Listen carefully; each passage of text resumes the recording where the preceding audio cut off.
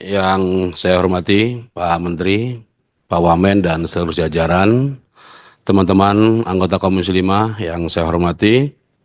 Eh, Singkat saja Pak, ada beberapa poin yang ingin saya sampaikan. Mungkin narasinya nggak terlalu panjang. Pertama terkait serapan. Setelah beberapa kementerian raker dengan kita, hampir semua capaiannya sama Pak. Rata-rata di 60 sekian. Jadi menurut saya Pak Menteri, ini perlu catatan penting buat tim Bapak di bawah ya, supaya serapannya ini kalau kata anak kuliah itu jangan sistem kebut semalam gitu Pak. Semua dihabiskan di akhir-akhir tahun. Walaupun pada akhirnya nanti ya tercapai juga gitu di 90 sekian persen gitu. Tapi ini menjadi catatan penting. Sehingga base system ini harus ditata kembali supaya serapan ini betul-betul lebih bagus lagi. Itu pertama. Kemudian yang kedua Pak, ini terkait dengan PNBP.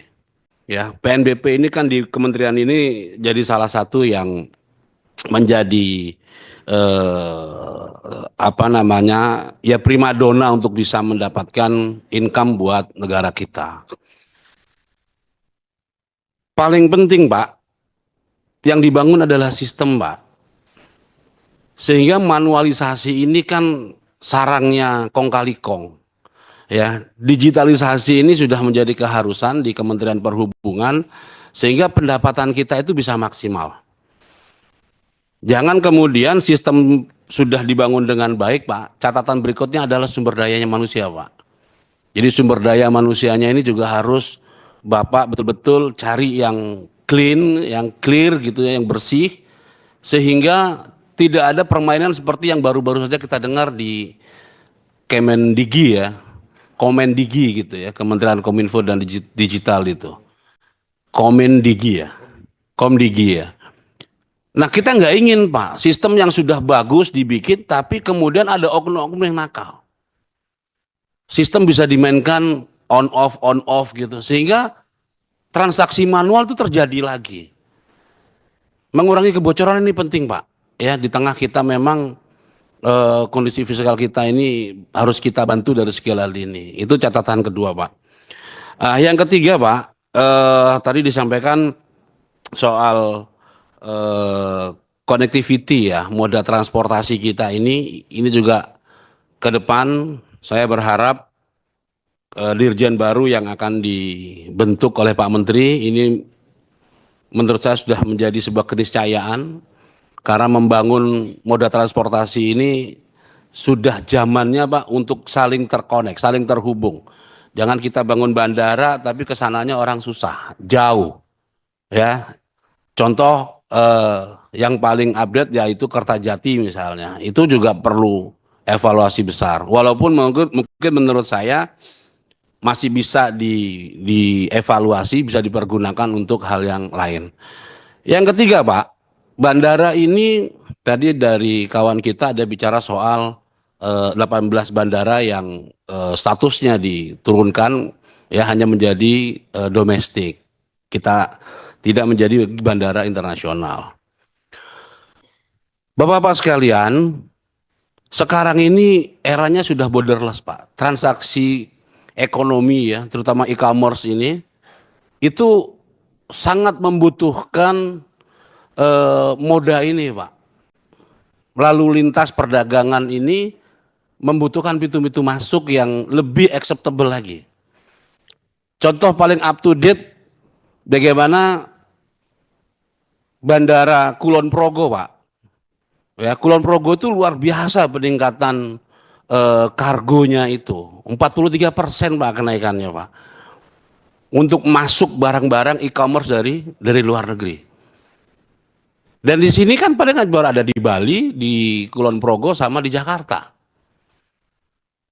Mungkin Kertajati bisa kita manfaatkan untuk apa namanya landing penerbangan kargo internasional gitu. Kalau secara apa namanya penumpang misalnya okupansinya tidak terlalu tinggi gitu. Tinggal kemudian konektivitas Pak, kargonya itu yang kemudian dihubungkan gitu. Jadi tidak dimonopoli oleh pihak-pihak tertentu yang hanya bermain di titik-titik itu. Ya, ini menjadi catatan penting Pak buat saya sehingga nanti PNBP kita juga akan melejit Pak. Ya.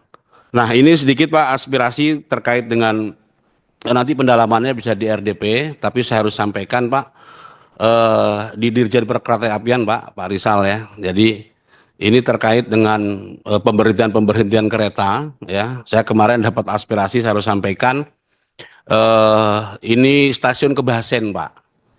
Stasiun Kebasen itu antara Purwokerto ke arah Kroya. Jadi warga di sekitar sana Pak, warga Rawalo, Kebasen, Sampang, Patikeraja, itu merasa terlalu jauh kalau harus ke Purwokerto ataupun ke Kroya.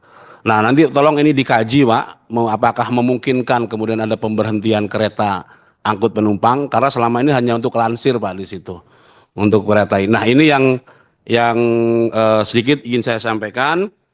Mudah-mudahan Kementerian Perhubungan dengan jajarannya ini bisa memberi manfaat. Dan terakhir Pak, ini menjelang Nataru ya, sama isunya terkait dengan tiket yang terkadang orang menjerit gitu ya, seperti ya orang cari keuntungan di tengah-tengah momen gitu ya, orang harusnya mendapatkan fasilitas yang baik. Jadi kalau tidak bisa naik ya diturunkan Pak harga-harga tiket itu, jangan naik lah, paling tidak itu. Di samping juga di tengah banyaknya arus pergerakan ini, sekali lagi kami mohon Pak untuk pengawasan diperketat Pak, supaya keamanan ya saudara-saudara kita di Nataru itu bisa terjamin dengan baik.